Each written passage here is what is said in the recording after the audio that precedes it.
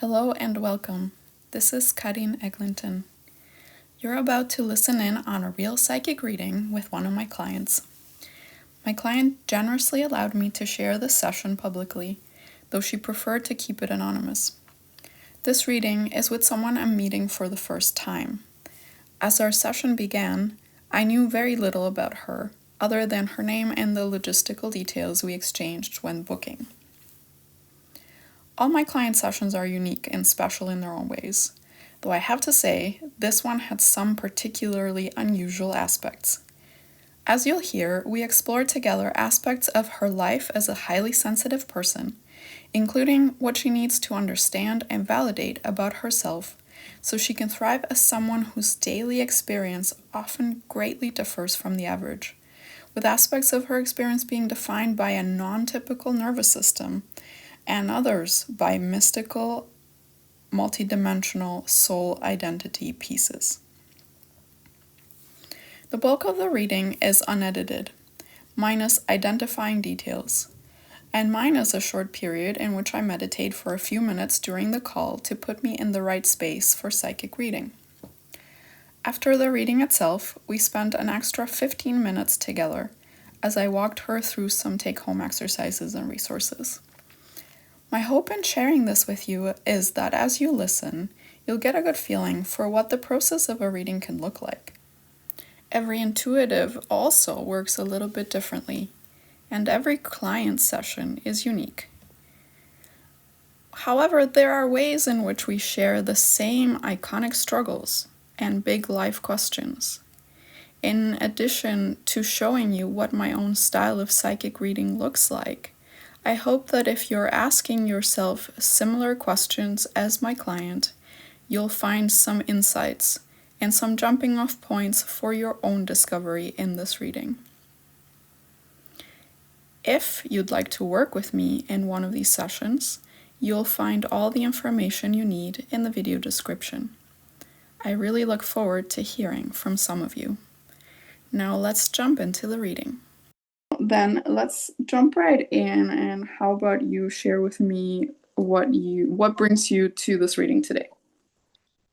Yeah, so what brought me is that I have a few different questions, but they all kind of circle around the same thing. That's about my high sensitivity to basically everything, and I just feel so much, and and me wanting to understand more of how it functions in the background, because I feel like there's so much happening that I'm not really aware of. Mm-hmm. So to learn more about that and understand so I can apply it in a way that gives me leverage instead of it being a hindrance to things. Okay, so overall you experience high sensitivity emotionally, but also in your senses and your body as well? Yeah, like Mhm. with everything basically. Everything. Okay, and then that Yeah. becomes overwhelming, but it also sounds like you feel like information is coming in that maybe it's like hard to even make sense of. Yeah, and I'm like, how much am I missing out on without really Mhm. fully being aware of it? And how much should I like let it go? And how can I learn it to use it better? Because I'm right now also working on building my business, my art Mhm. company. And I know that I can't approach it in the typical way, like really grind hard, even though I can do Mhm. it.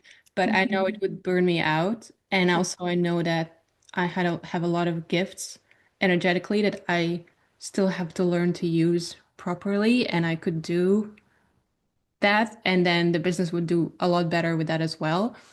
But Mhm. yeah, I don't know exactly how to go about it and what should I, yeah, what should I focus on there?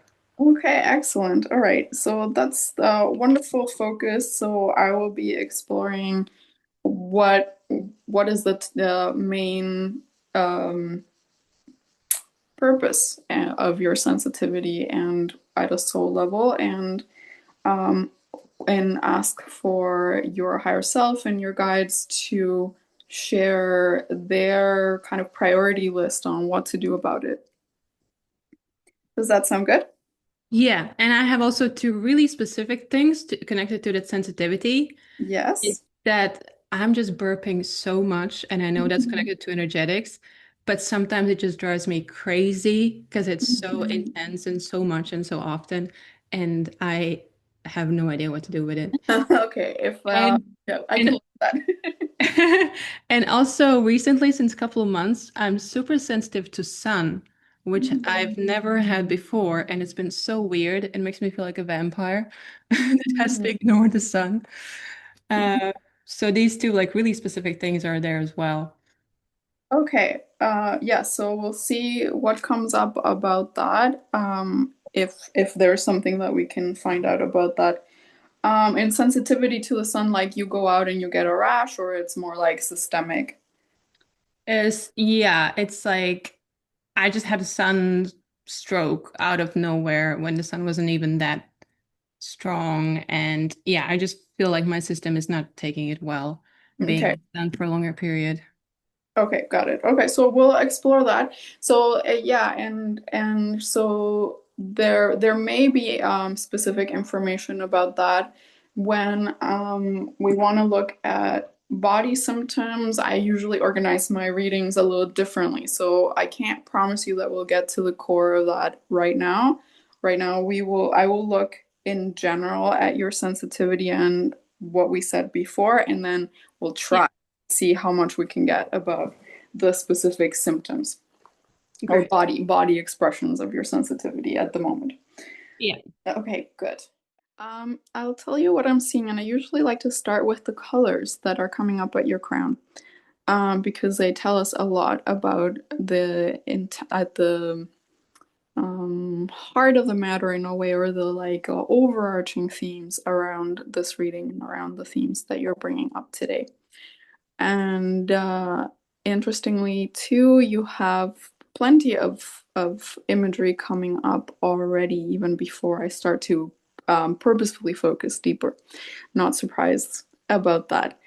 But there's something that I think is very unusual about you. I think I've seen similar things before, but you're the first person in which I'm seeing this configuration at all.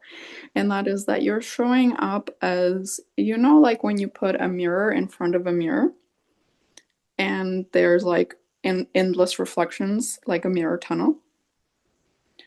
And that is what your energy is looking like right now. I'm gonna explore what that even means. I have not seen that in that particular shape before. And the colors that are showing up at your crown are different in every reflection a little bit, like the same way that the mirrors recede in the distance. There's like a kind of color quality that's like getting fainter and fainter. So what I'm seeing is like a gold and like a saffron color at your crown. That's very, very prominent. I'll tell you a little bit more about that. And a silver, but over the silver, there's a darker gray. And that I am not very happy to see that. It doesn't feel like it belongs to you. It feels like energies that you've either taken in unconsciously or that are kind of internalized patterns that are creating a disharmony in your energy system. But in terms of the colors that do belong to you, what is coming up is the saffron is like this in between yellow and orange, and these two colors come up in my readings well to mean uh, individuals who are creative and who are emotionally attuned, and their it's like their whole purpose in life is to experience life through this um, place of joyful self-expression and joyful spontaneity of the heart. And that is one aspect of that. And then the yellow aspect to the orange, so it's like this blend of two colors, is that mental and intellectual curiosity. So there's like kind of like a gentle exuberance to your this part of your energetic self. And then the silver is where I see the people who are very attuned. We could say psychically attuned, empathic. Um, it's like the color of the empath, as I often see it. Okay, so I'm exploring some more. I feel like there's more wanting to emerge, like other signatures want to emerge from your crown, but they don't have the room to do so. So we'll see what that all means as we explore some more. So let me just probe this gray, and this is even before we start asking questions about your sensitivity, because what I notice is in very attuned individuals whose senses and emotions and psychic senses are tuned up and turned up in volume, a lot of times energies that don't belong create a disharmony and actually increase the negative parts of the sensitivity, the like unpleasant sides of it. Um, so I just want to explore this darker color first so that we can kind of get that out of the way of the process of the reading.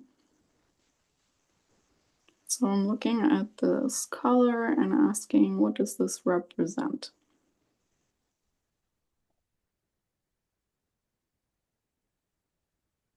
Hmm. Okay, even though I want to do that now, I'm being nudged to actually explore it all in context. So I'm just going to put a pin on this heavier gray energy and come back to it later and maybe even remove it if that is what is called for. So we're asking your higher self and we're asking your spirit team and your energy to reveal the many facets and the purpose of you being a sensitive being on this planet.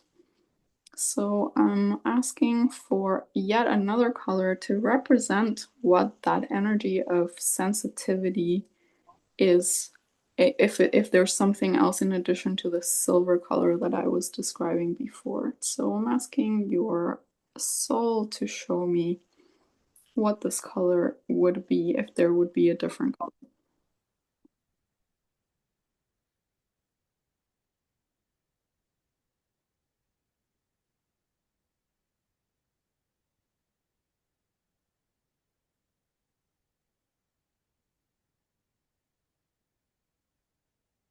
Okay, and so once again, the images, another image is repeated that shows, okay, there's something here going on that is an interplay between your innate openness to experience, to the world, your innate attunement, and something else that isn't quite yours. So once again, I'm gonna put a pin in it because I am being nudged to look at the whole landscape of your being. But I'm just sharing with you that that is coming back up. Okay, so then I'm going to look at these two parts separately, the dissonant but also the resonant, and I'm gonna look then at your whole aura and add a symbolic image for you. And in this symbolic image, I bring the silver and the saffron colors into a flower and ask this flower to show me more about these energies.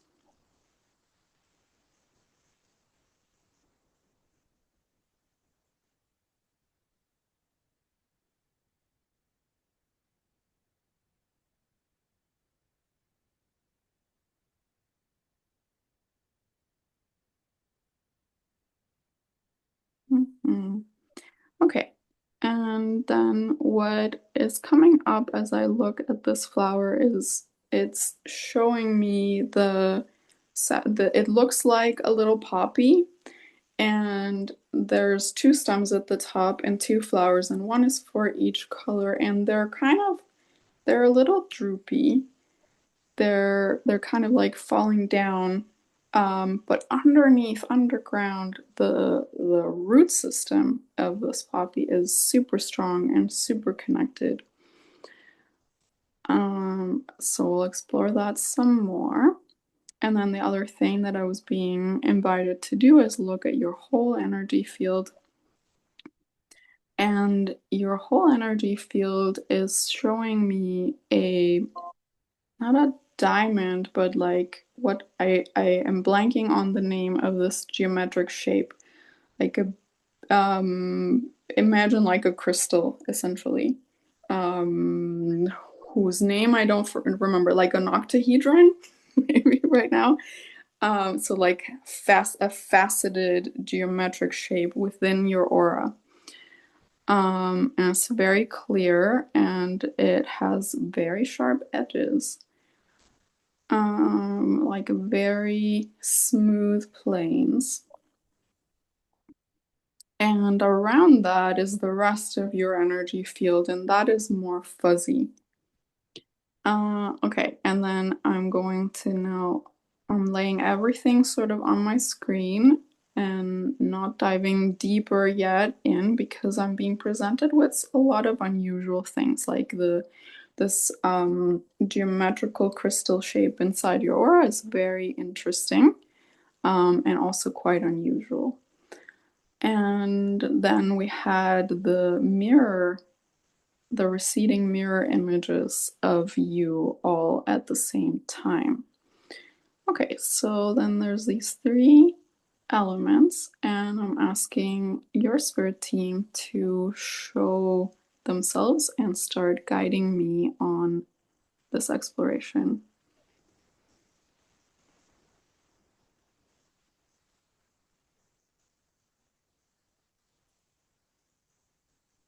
Hmm. And so your team is showing me underground. They're leading me underground. And it feels as though they're leading me to almost like another dimension or a parallel realm of sorts. I get, I'm experiencing a sense of your intense connection with the natural world and a feeling as though at a soul level you are someone who's spent a lot of time in subtle realms and subtle places, more so than in the physical world. And so your team is highlighting that about you. And especially in realms like that we could say are similar to kind of like a mixture of like angelic and fairy, if that makes any sense. I don't know if you've ever had like an attraction to any of those themes or realms or like fantasy stories or something like that. You can let me know. I have, yeah. Yeah, okay, good. So yeah, so your soul has as I'm being shown, your soul has spent a lot of time in those realms and not a lot of time on the earth plane. And your team is sharing with me that that is where that experience of high sensitivity comes from for you at this metaphysical level. You are, it's like you're an elemental incarnate, but there's an element of like angelic as well. And as I am getting and being presented with this portrait at an energy level of your soul, I am feeling an ecstasy, an exaltation at the heart center, like this extreme love of beauty, extreme need for beauty, and extreme need for harmony. I am also being presented with an aspect of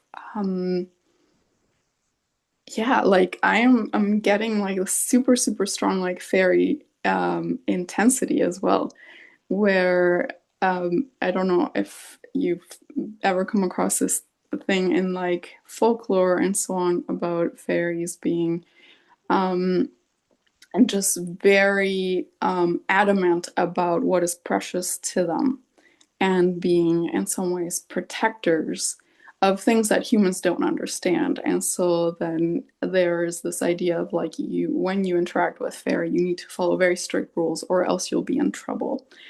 And you have that as well inside of you, this feeling of like respect the things that I cherish and respect the things that I protect, or else you're going to be in trouble with me. So you can let me know if that's true as well.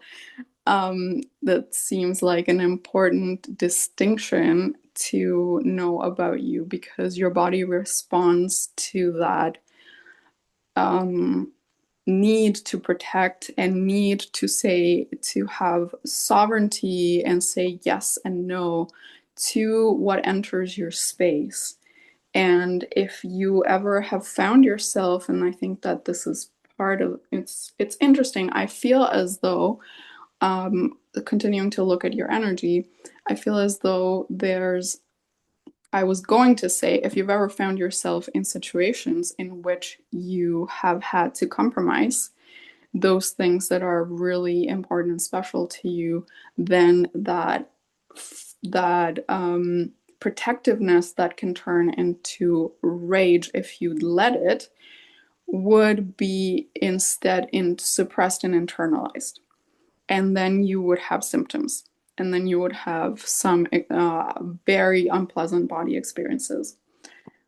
And yet the feeling I have looking at your energy is that at an emotional level, you seem to be someone who's kept your emotions clear and not so much turned things around on yourself. But there's another level which is not emotional, but almost like logistical. And I think that's what the gray is all about. This logistical, like the timing, the pace of situations, the physical setup, like the accessibility of a space that is very much designed for people who don't neither have your soul's perspective nor your body's perspective. And that goes counter to your own experience. And then that would be the place where you might be forced to compromise and experience some backlash from within that elemental soul within yourself. Okay, so let's see, what else is your spirit team showing me? The mirrors. Okay, so I'm listening for a moment.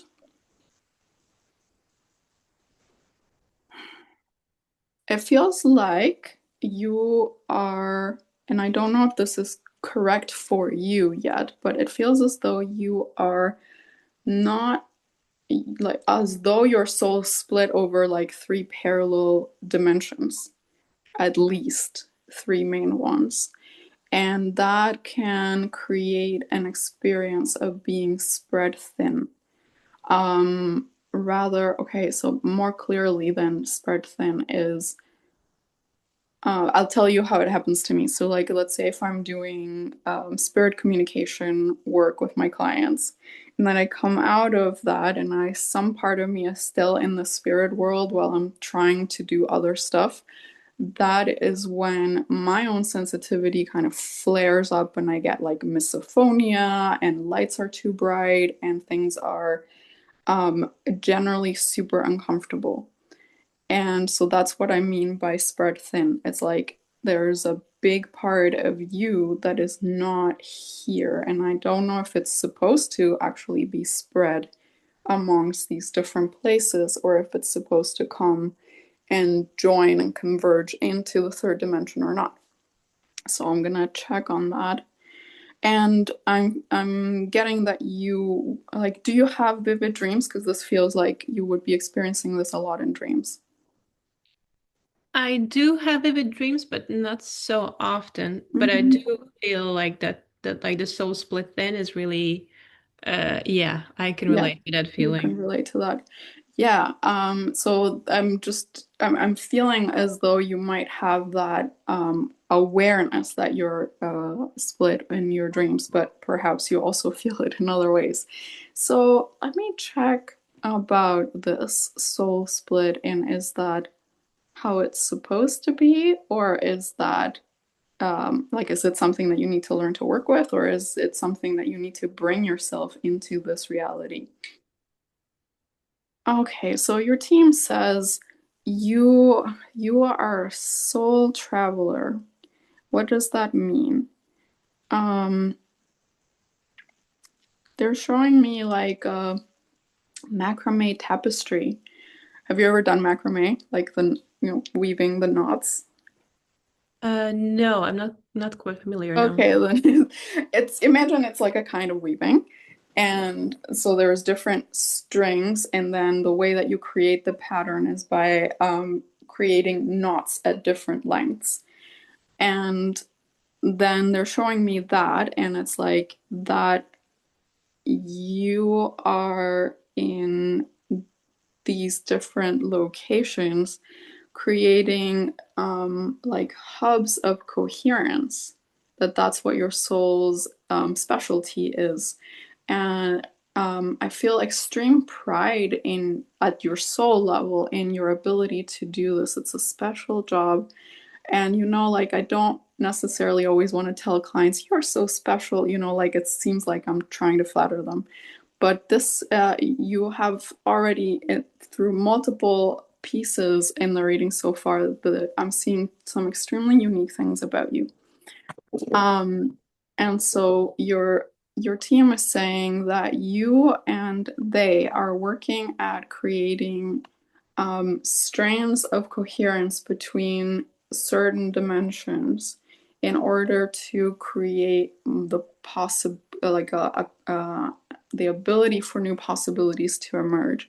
So if we think, for instance, about what the earth is like right now, and the fact that there is a lot that is not working for us, that is not for life, it's not for thriving, and that the one of the worst things that can happen is for the collective soul, the collective mind of humans, to get stuck in the idea that nothing can be done.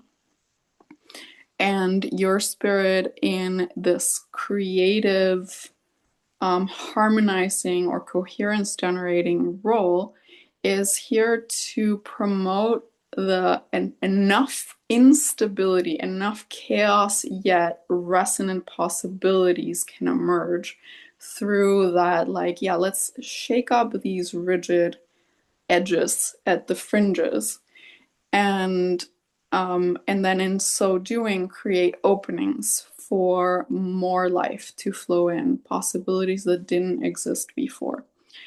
And so, yeah, and you do that through your creativity, and you do that through your sensitivity, and you do that um, through making imagination manifest. And so when I see you kind of split into multiple dimensions, it's you are exploring these other dimensions for additional possibilities at an unconscious level that is being brought to you. But there is where your team is inviting and explaining right now, inviting you to do, is learning to choose when you are in that split state and when you are in a converged state where you're just here, and to have fluidity and fluency and choice about when that free exploration happens. And it's almost like, left to your own devices, you're just gonna go, because there's that traveler explorer type part of yourself.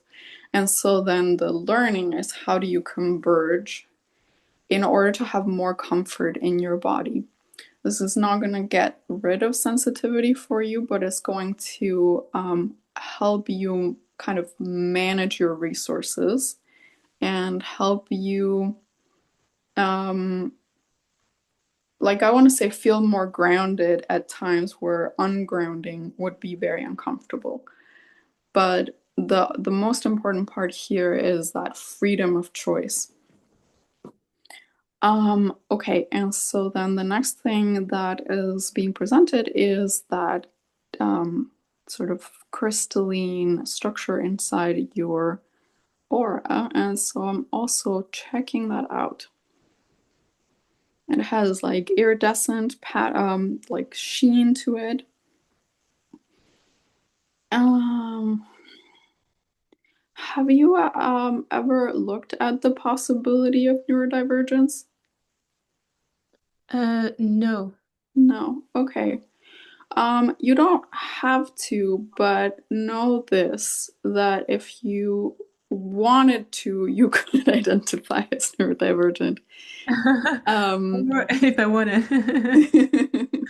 but if you don't want to, just know at this very, very deep level, your energy is organized very, very differently from the norm. And then one of the things that is going to continue to make things easier for you could be to look at what neurodivergent people are doing and what strategies might help you that you could adopt from them. Like the neurodivergent community in the last 5-10 years has come up with so many bodies of information that help um, help take oneself out of the paradigm of everybody's sensory systems are the same to, okay, how can we cater to individual needs? So you could look at that if that was helpful for you as a way to inspire yourself with ideas and tips and yeah, tactics that are going to honor your body more, and also with the kind of like social support of knowing that there are thousands of very, very sensitive people like yourself out in the world who are learning to thrive in their own way. And so then there's that kind of like social camaraderie, even if you don't ever talk to a neurodivergent person or go to a meetup or anything, that doesn't matter because there's that kind of like, oh, you're not alone with this. You are very unusual in your makeup, but you're not alone with this.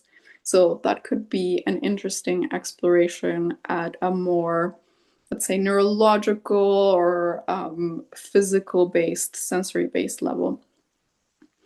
What I am seeing as I'm exploring that your energy body is highlighting is two sensory strategies to help your body.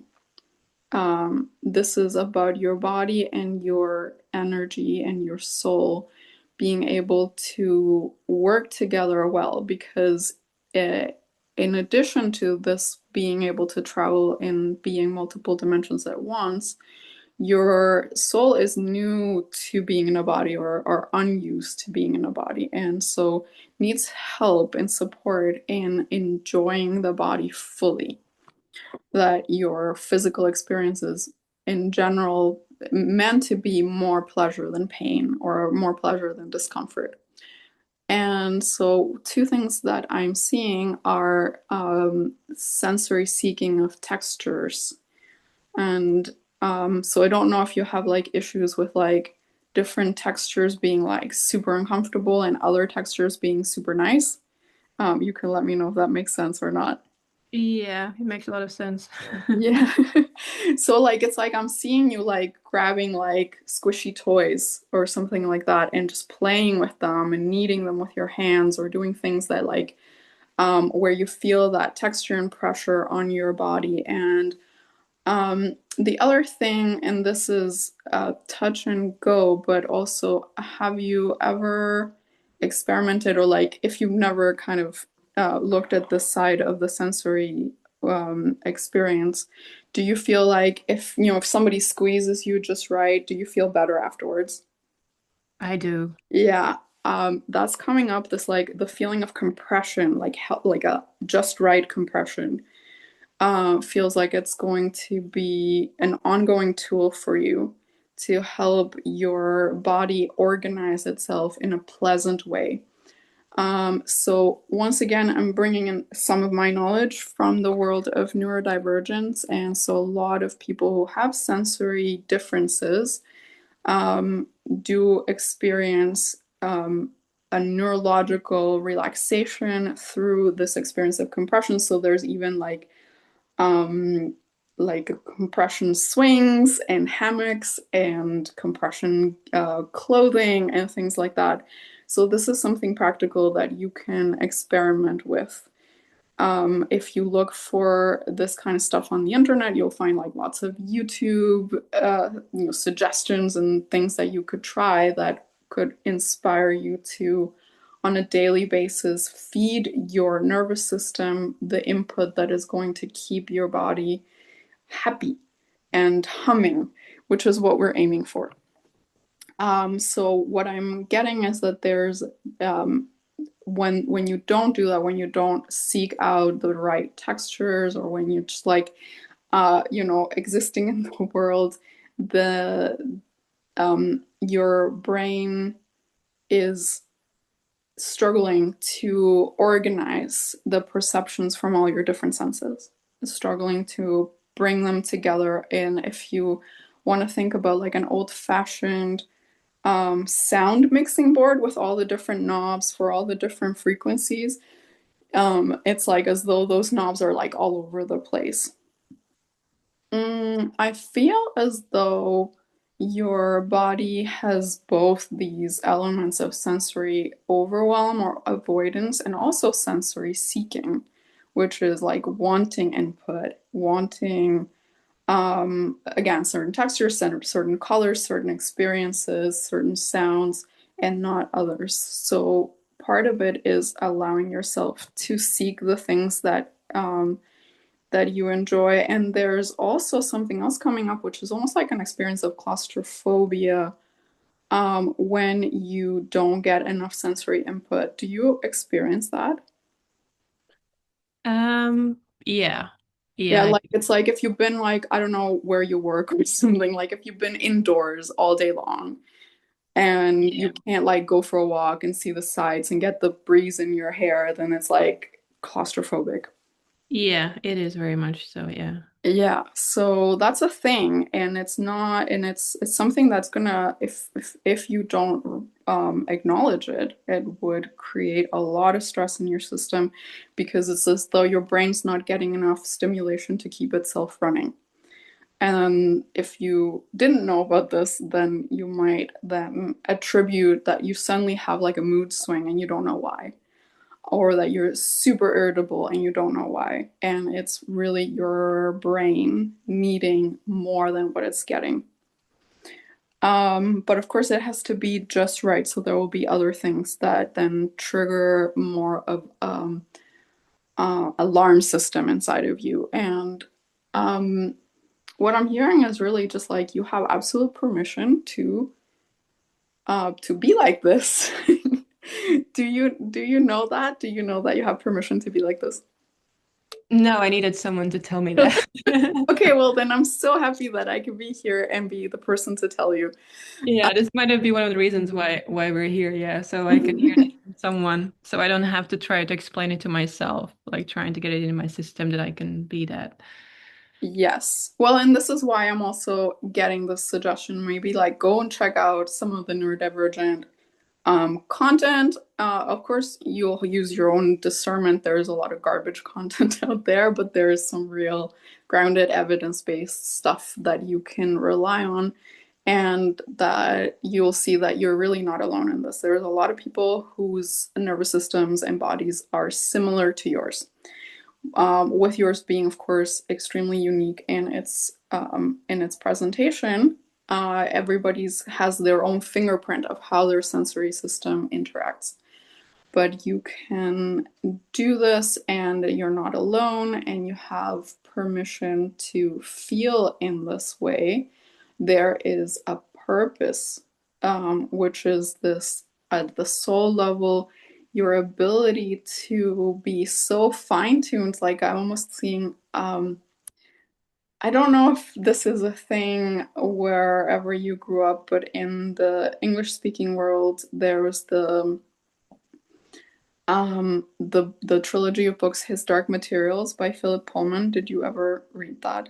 No, never heard about it. Okay, it doesn't matter. I just was going to use an example from the book in case you knew it, but I'm going to then explain it in the abstract instead. When I was seeing this capacity that you have to like weave possibility into the world, thanks to your ability to explore different worlds, it's almost like that and sensory attunement. If we imagine you in a continuum from the densest part of yourself, which is your body, all the way to the more subtle part of yourself, which is your spirit. And then if we take the sensory senses, like the physical senses, they kind of move on the spectrum. And then let's say you have the sense of sight. And then there's like what your eyes can see, and then there's what your mind can visualize, and then you start getting more and more subtle with the same sense until you start to get into the spiritual realm with it. And so the fact that you have that super open sensory gate is what allows you to kind of traverse the density into the next world, if that makes sense. It makes sense. Yeah. Yeah. So there's, of course, absolutely a gift here. But I also sense that it's not just about perception, but it is also about what you do with it when you have a lot of input and how that translates directly into what you then want to create. So it's not just input, it is also output. It's not just about like, traveling to another world and being like a scientist who can describe it accurately, but what does that inspire in you when you come back from that travel? And then how did that expand your horizons of self, your horizons of experience, that then you want to do something with it? And that's the possibility creating function, that part of you that's like, as I was saying, weaving a tapestry from these other worlds, creating possibilities in this one. Very good. Okay, so let's see. Now I'm feeling like this could be a good time for you to ask questions if you have them. And if you don't have them, then I would go into these specific questions that you were having about your physical body and the burping and the sun sensitivity and what those are all about. Yeah, I'm thinking back to the part about feeling that I'm kind of split so that I can move around between dimensions and then also be here. Mhm. And then of like how exactly do I manage that better? Like how do Mhm. I go about that? Because I Okay. really feel really strongly that I feel like I'm really split and then I feel so all over the place and overwhelmed and I don't know what to do with it. Yeah. Okay. So this is a long-term project. This is a long-term project. There's not an individual tool that's gonna bring you there, but you will get yourself there with some time. So the long-term project comes from the fact that your nervous system just works differently. So this is part of why I'm seeing this like crystalline shape inside of your aura.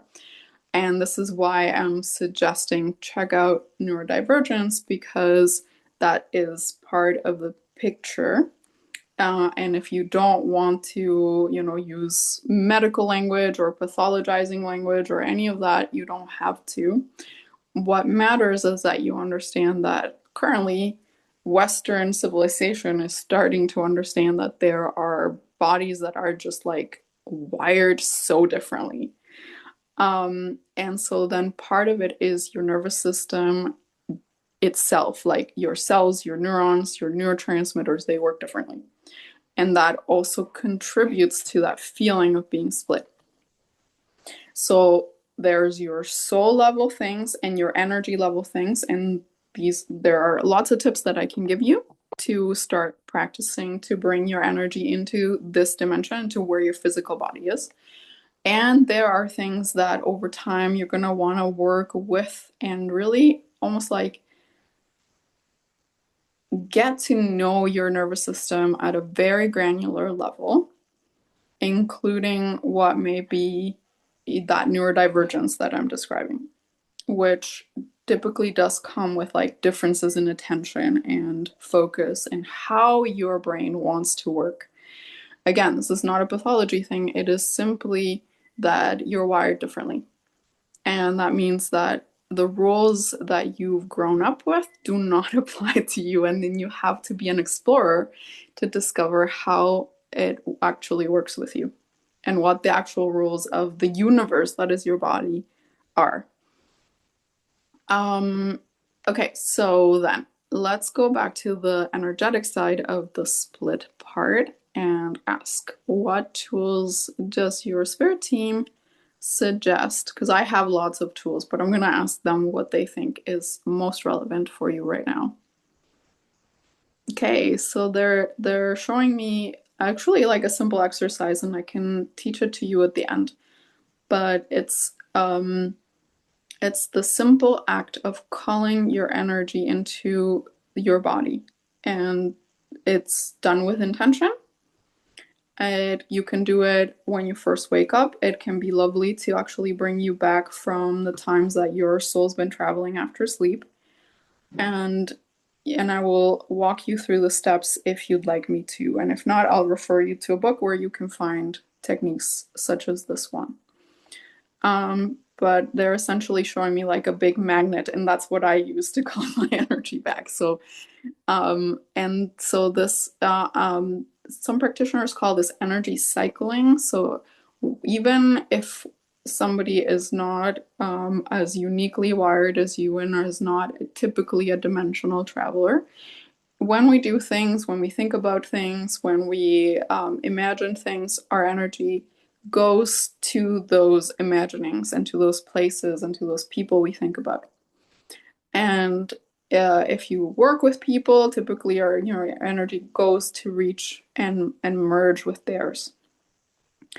And when we are done with those experiences or those day-to-day tasks, then it pays to then bring all of your energy back to you. And most of us don't do that. And so then we do often end up being split into multiple places just by virtue of that. You are doing something that stretches you even further. So it's like what I'm sensing when I tap into that is like it's almost like you are dreaming all the time. And it feels like that, and it feels like sometimes you just can't control what your present tense here now you is doing or thinking or trying to do because your other self is doing something else. The second tool that comes is, I'm gonna definitely give you this book. It comes from a teacher called Robert Moss, and he works with something called active dreaming. But once again, I'm using the word dreaming loosely because in my concept of the universe, dreaming is sort of like all of the processes of consciousness beyond the material. So even if you were to close your eyes and imagine something that already is a kind of dreaming, and if you have your eyes open and there's some synchronicities happening around you, that's also a kind of dreaming.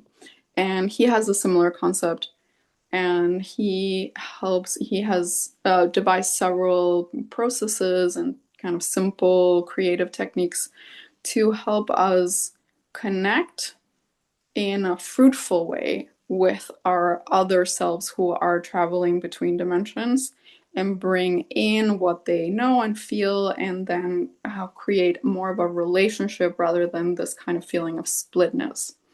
So that is the other thing to do, is to momentarily and with intention go to the other places where you are and find out what actually you are doing and become more and more gradually aware of the processes that the other parts of your soul are doing. And then with discernment, you'll be able to know, okay, so am I supposed to stay doing that right now, let's say, and then you give yourself a period of time while you are immersed in your alternate self, and then taking then you bring yourself back and you might even invite that alternate self to come back to you. So this is all done with your intention, your creativity, and your imagination and this dreaming faculty. So that is something else to experiment with and explore. I'm asking if there's anything more for you at this time.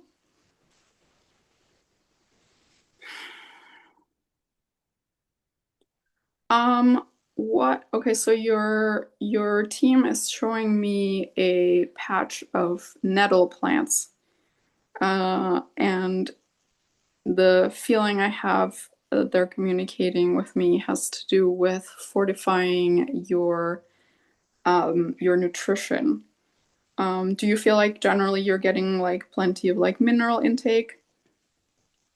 I'm trying to, but I constantly have a feeling that I'm lacking something. Yeah. Okay. So then I would take this literally, and if you are okay with taking with consuming nettle, then I would share with you a way that I know to be very, very nourishing, which is by creating a long infusion with dried nettles that you consume regularly, which is they have a lot of minerals. And energetically, they have both a strong nurturing, like like they feed your energy, but they also feed your boundaries. And so that's another thing that's coming up. Um, are you generally plant-based or do you eat everything? I eat a lot of meat, and I'm at the moment not eating dairy or gluten. Okay, yeah. And you feel good eating meat? Yeah. Yeah, okay. So yeah, if at any point you feel moved to eat less meat, I know that people are like, okay, meat is grounding, and that can be the case. But it could be that also I'm seeing the nettles as sort of like a representative of the plant world, being like, can you get more of the plant energy? It's often very, very good for people with elemental energies like yourself. But don't take it as a dogma. It's not like, oh, you must become a vegetarian or something. Like just take days where you eat no animal products and see how you feel. And definitely it feels like your energy field wants a lot of very colorful veggies as well. Um, yeah. And then I definitely get the minerals part because the other thing that's coming up is beets. Do you eat beets? Also trying to, but not as often. Okay.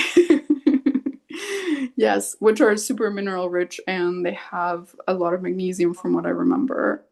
So that seems like a part of the picture for sure.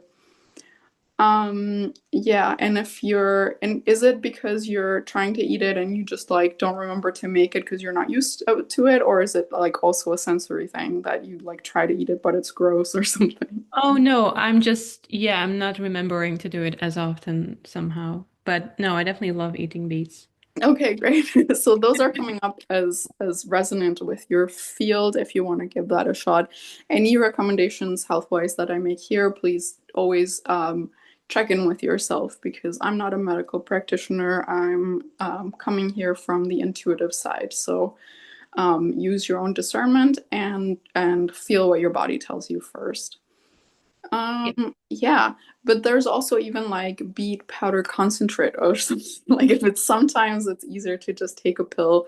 It's not like the wellness ideal, if you want to be like very purist about it, but you could try that as a bridging point until you have like more of the executive function to when you introduce certain new things into your diet.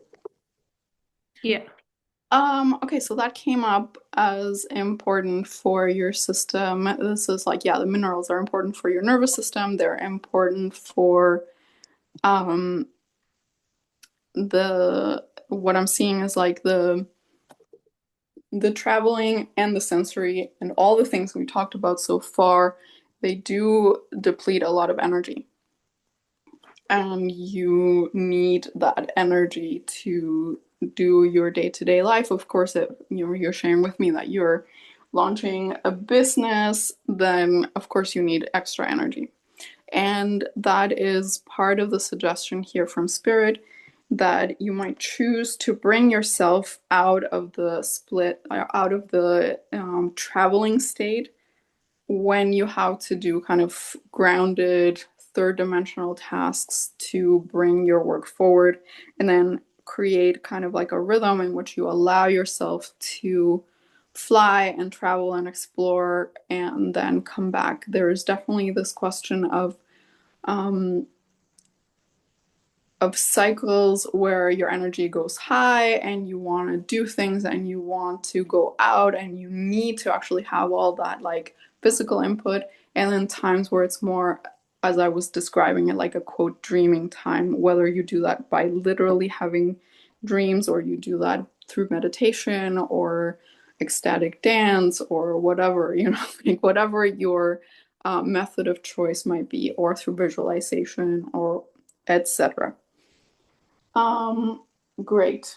So, do you feel like that answered your question? And I'm noting that I did suggest some tools and books, so I'm gonna make sure that you get those. Yeah, yeah. I feel like, yeah, this was really good. Yeah. Okay, good. So I said calling energy back, which is a simple practice, and then there's the Robert Moss books, one in specific called Dreaming the Soul Back Home. Okay. All right. So let's see. What else can we know about these specific symptoms that you were describing to me, and where are they coming from? So I'm just gonna start with the question of burping, and is that purely energetic? Is there something physical that wants your attention?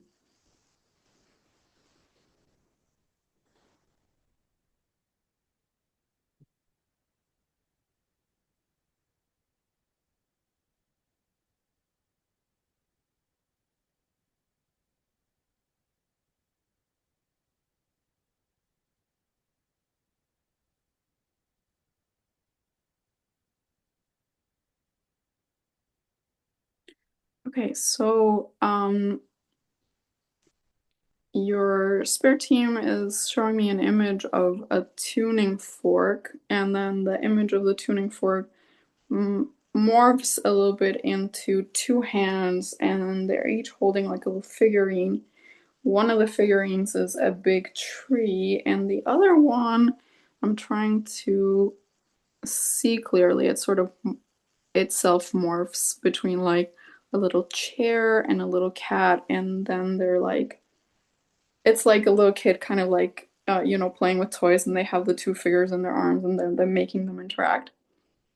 Hmm. Okay, so then so his spirit is, what I'm hearing from spirit is the burping is a two-pronged issue, which is in keeping with the theme of what we were discussing. There's things happening at your, let's say, purely body level. It's never purely, it's always connected with your soul and your energy, but we want to tackle them from the body side, and some things that we want to tackle from the spirit side. And so, from the body side, what I'm getting is something to do with your, um, let's call it rest and digest system. I don't know how much you're familiar with like neuro terms. Yeah, I'm quite familiar. Yeah. Okay, okay. So then, yeah. So one of the things is like your rest and digest system is struggling a little bit to be fully activated, and you're having some reflux. Are you noticing reflux symptoms at all? Uh, what do you mean by reflex symptoms? Like when you have something in your belly, let's say you've eaten or something, and then it comes back up. No. Okay, No, not really. okay. So it it seems like something along those lines is happening in times where your ability to just really, really fully relax is compromised. Yeah, that makes a lot of sense. That makes sense. And I don't know, you said this is a recent development, the burping, or is that something that you've had for a long time? I've had it for quite a few years, but for last year or two, it tends to be really intense sometimes. Yeah, yeah. So so then there's an element here of like your body wants to process experiences, and at times it feels not like you can't fully, like it's like you have um like a false baseline. So you have in general created like a place of yeah, I can relax, but your body wants to relax deeper in order to process all of the experiences. And it makes me wonder how your sleep is doing, because it does feel like you at times need more sleep. Is that ever an issue, or do you have like a schedule where you have to wake up at a certain time or something like that? Well, I'm trying to wake up at a certain time, and I'm Uh-huh. also trying to get long sleep, but sometimes I don't sleep as deep. Mhm. Like it can be really shallow sleep in a way. Right. Okay. So then that tracks with what I'm perceiving. And so that this is at the nervous system level, yes, your body needs like the ability to unwind at a deeper level. And to go into that deeper sleep, to relax more, to let go of defenses. And what I don't know, and this is something that you can tell me, it's like if you're forcing yourself to have a particular schedule, it might be that you actually need to let your body do what it does. I don't know. If you're like generally a person who like needs a lot of sleep, and then you have to like stop because you've slept 7 hours and it's time to get up, or if it's more like there you have like unique rhythms of sleep maybe.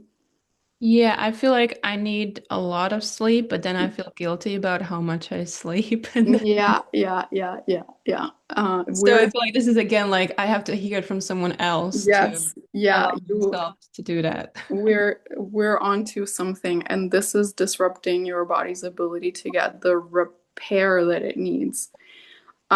So yeah, here's the next permission sleep. However much sleep you need is correct for you, and what I'm gonna back that up with is because your brain and your nervous system are dealing with so much more input, the that same nervous system requires a lot more time to integrate, to consolidate, to get to this kind of really healthy baseline of like, yeah, your body has processed everything that happened during the day and is ready to tackle the next day. Well, for that, you might need 12 hours. Yeah, which is like a lot, but then yeah, I can sometimes easily sleep 10, 11, 12. Yeah, yeah, yeah. So if you have like obligations and so on, see where there's flexibility, and you can safely let go of the guilt, because your body it will show you your baseline. And this is, like personal bias, whatever, but I need 12 hours of sleep every night. And when I was in my early 20s, I got the honor of actually having a job at a clinic where I worked with children with like learning disabilities and developmental delays and autism and all kinds of things. And it was amazing because it showed me at that my own young age realizing how different bodies can be. Right. And so I wanna share that with you as a further evidence that just because there's a bell curve of averages of how much sleep people need doesn't mean that that has to be you. You are outside of the bell curve, and you have permission to let your body show you the way, and let your body show you how good it can get when it gets what it needs. All of us have basic needs. So there's like so many different, models of basic needs. There's like the Maslow's hierarchy of needs, for instance. And the basic, those like basic physiological needs are at the bottom of the pyramid. If you don't get those, your next levels are going to be missing something. You're going to be kind of in debt energetically. And I mean, with physical energy as well as subtle energy. So, because nobody else has to live in your body, then nobody else's voice gets a say on what you do to help your body. And that's the bottom line. Yeah, that's a good one to keep in mind. Yeah. Yeah, nobody else has to suffer if you're exhausted the next day after sleeping a healthy 8 hours. So it's like if I sleep a healthy 8 hours, I'm a zombie. And I can't do anything and I can't show up for my clients. And I like my husband knows this. He's like, yep. I've had to build my whole life around that. So Yeah, which feels like it's indulgent, right? weird. Yeah, Yeah. like, am I that kind of person? But I guess I am. Yes, you are. Yes, you are. And it's not laziness. It's you didn't design the brain. You know? You just were born into the brain. It matches who you are. Okay, so it feels to me like that is the physiological side of the burping, is that your body needs a lot more support than you have so far been able to give it credit for. And so there's an element here of your nervous system kind of going a little haywire at times because it's not getting enough of what it needs, especially the rest and digest phase of the cycle. And at the energetic level, and this is super interesting, and I think I articulated it a little bit earlier in the reading, and I want to bring it back up because it's very, very true. So, if you're a sensitive person and a person who's attuned both at a sensory, physical level and at an energetic level, then if you are depleted, your sensitivity is going to go through the roof and not in a comfortable way. If you have less aura integrity, if your aura is depleted itself, then you are going to have also some of that increased sensitivity, but not in a pleasant way. And so this is something always to check in with yourself if at any point you're becoming sensory overwhelmed or having symptoms, is to check in, is your body getting enough of what it needs at all these basic needs levels. And so another way to work with this is through supplying your physical body with energy from the earth at a spiritual level. So just as we have a body and a spirit, and then Mother Earth also has a body and a spirit, which I'm sure I don't have to explain to you. Yeah, You yeah, that's probably pretty have known clear. this forever. Yeah.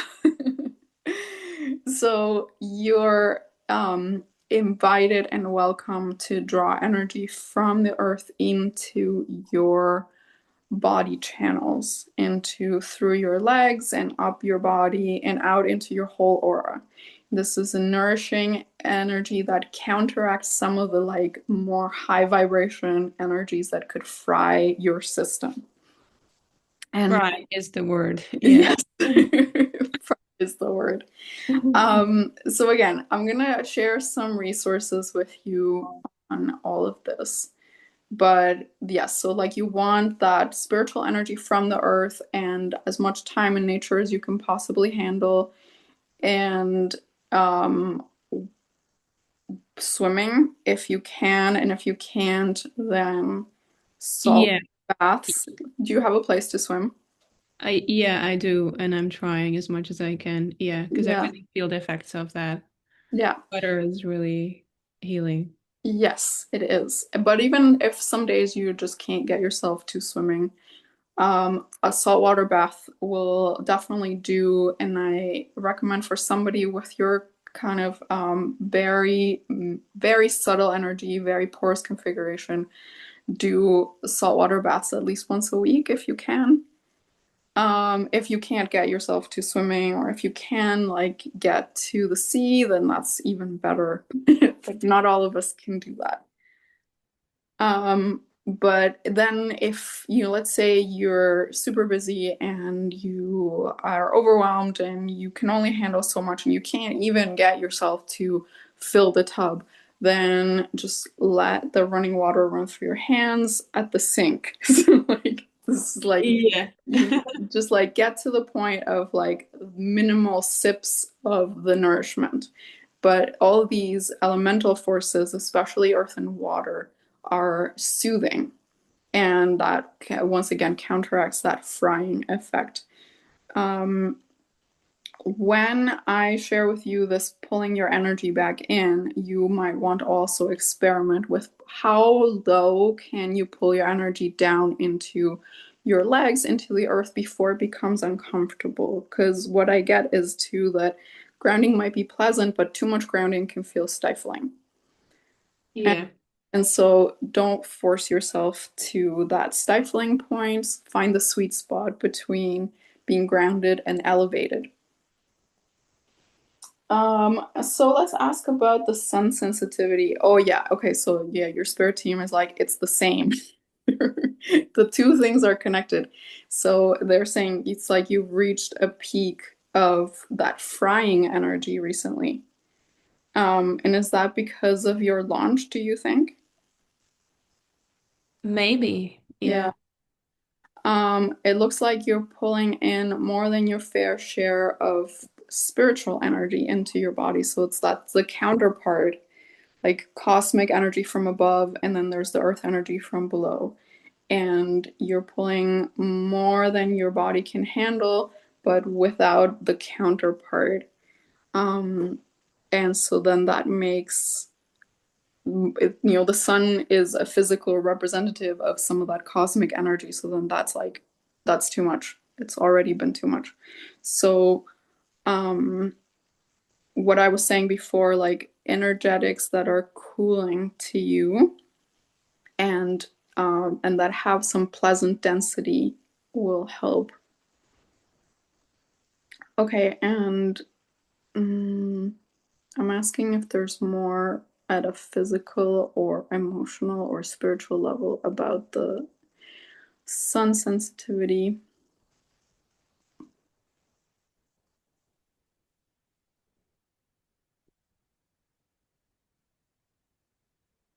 So the image that I'm seeing now is it's an image of crowds of people.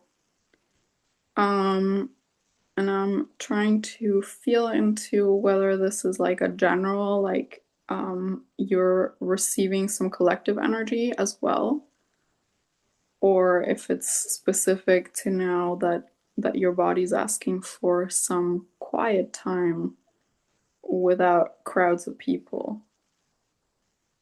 No, it feels like the first thing.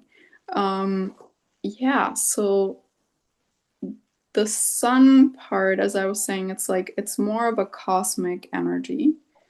It can be very energizing, exciting, uplifting, and there's something here about your receptivity also to the collective field, and that as your channels are open to the chaos of the collective field, then it becomes too much energy in your system.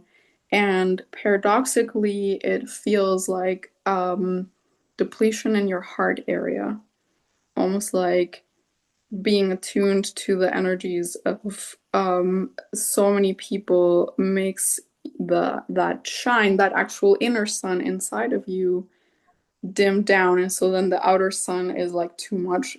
I don't know if that even makes sense how I explained it, but it makes perfect sense. That makes absolute sense. It Yeah. does. Okay.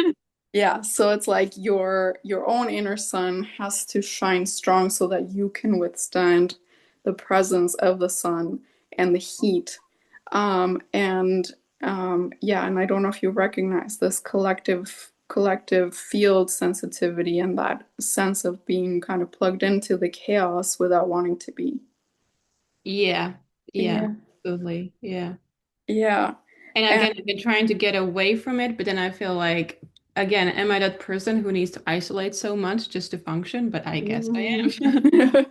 well, you don't have to isolate so much. It's all part of learning that fluency that I was talking about with your energy, because you do have an innate and legitimate attunement to the collective as a person who's here to make the world a better place. And that is part of who you are. But it can become so loud compared to what you're trying to create. Like if I think about what I was saying before of like the current earth plane and things not going as they should for the life to thrive, and the collective getting stuck in a pattern of only envisioning that bad thing over and over, then you're coming in from the fringes saying, here's a possibility that you're not taking into account in these equations. And that is almost, it could feel like being a quiet voice in a very loud place. And that's why your inner sun needs to shine really strong.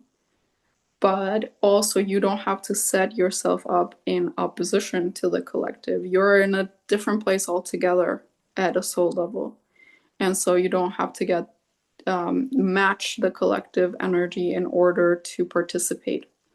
And that means at this stage in your process, it will for sure mean taking time out. And as you get stronger in your own signal and in your own heart and in your own trust in yourself, then other people's energy is going to be less of an impact, or if it is, you're going to be quickly able to get yourself back into your center. But for now, you have permission to withdraw when you need it until you're stronger. And you might find that even at this stage, when you withdraw, you quickly feel better and then you can re-engage. So it's almost like giving yourself a break actually gives you more resilience, if that makes sense. Yeah. Yeah, totally. Great. Excellent. So I'm wondering if you feel like we've covered your questions in a good way. I really do. Yeah. Yeah. I don't think I have any other questions on top of that. I feel like there's a lot of information to take in and Yes. so much learning to do, but yeah, it's been so great to hear all this because it really validates what I felt but wasn't sure if it's true or not. Mm-hmm. Mm-hmm. Yeah, yeah. Well, I can only add just so much encouragement to your magical self. There's so much need of what you have to offer, and yes, it's sort of like you came here without a user's manual.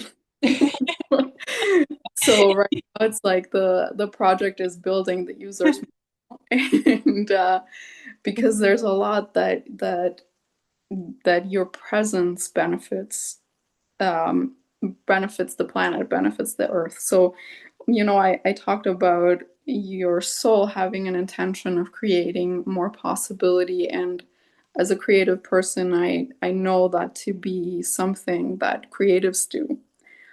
But also don't feel like you have to then like go on this like massive mission, because that comes from your presence.